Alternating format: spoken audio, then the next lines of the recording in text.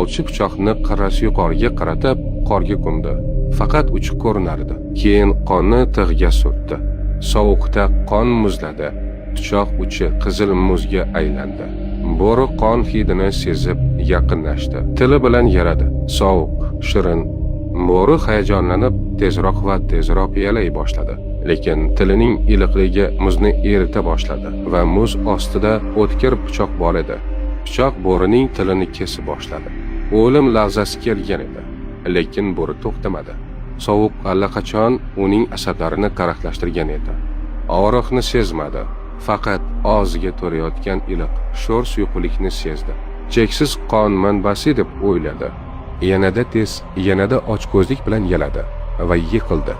Yurak to'xtadi. Bo'ri qon yo'qotishdan o'ldi.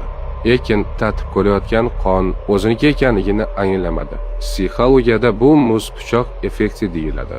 Eng xavfli ovchilar qafas ishlatmaydi, lazzatni tuzoq qiladi. Endi hayotingga qara. Kechasi seni yig'latadigan olam, lekin sen undan ketolmaysan. Pulni yutkazadigan o'yin, lekin sen qayta to'ldiraverasan.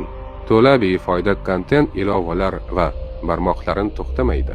Rohatlanyapman deb o'ylaysan. Aslida hayotingni asta sarflayapsan. Eng qo'rqinchli narsa og'riq emas. Eng qo'rqinchlisi og'riqqa ko'nikish, zararni odatiy deb qabul qilish, arzon stimulyatsiyani baxt deb adashtirish.